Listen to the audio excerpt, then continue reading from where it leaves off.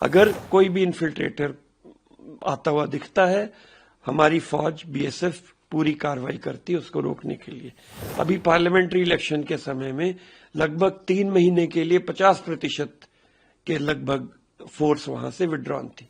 164 ऐसे विलेजेस हैं जो कि फेंस के पार हैं और बिल्कुल सीमा पर स्थित हैं, और उनमें से कई घर तो ऐसे हैं जिनके थ्रू सीमा पास होती है। सीमा प्रहरियों के पास में ऐसा कोई भी इक्विपमेंट नहीं है जिससे कि उनके आइडेंटिटी पेपर्स को वेरीफाई कर लिया जाए।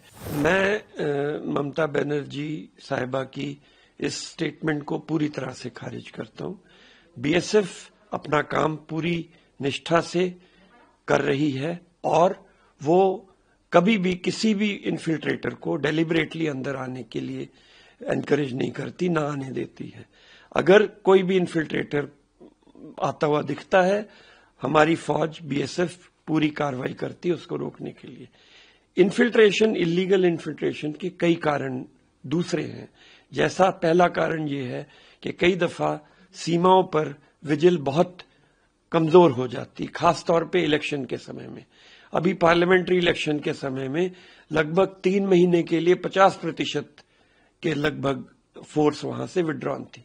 इससे सीमा पर विजिल बहुत कमजोर हो जाती है और इन्फिल्ट्रेटर्स को सीमा पर गैप मिल जाते हैं जिससे कि वो अंदर आ सकें।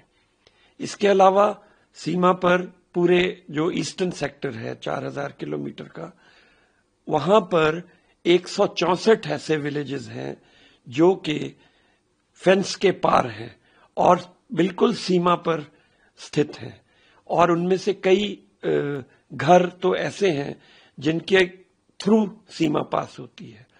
तो ऐसे में बांग्लादेशी नेशनल्स के लिए बहुत आसान हो जाता है कि वो वहां पर आकर रहें और अपने उनके पास में नकली इंडियन आइडेंटिटी पेपर्स तैयार टाउट्स द्वारा करके दे दिए जाते हैं, और जब वो सीमा से फेंस से क्रॉस करने की कोशिश करते हैं तो सीमा प्रहरियों के पास में ऐसा कोई भी इक्विपमेंट नहीं है जिससे कि उनके आइडेंटिटी पेपर्स को वेरीफाई कर लिया जाए। तो ये कुछ कारण होते हैं और इसकी वजह से इन्फिल्ट्रेशन हो सकता है। इसलिए जरूरी है कि सीमा प्रहरियों को आइडेंटिटी पेपर्स आइडेंटिफाई करने के लिए, उनकी जेन्युइननेस आइडेंटिफाई करने के लिए कुछ ऐसा इक्विपमेंट दिया जाए जिससे कि वो बांग्लादेशी और भारतीय नेशनल्स की पहचान कर सकें और इलीगल एंट्री को रोक सकें।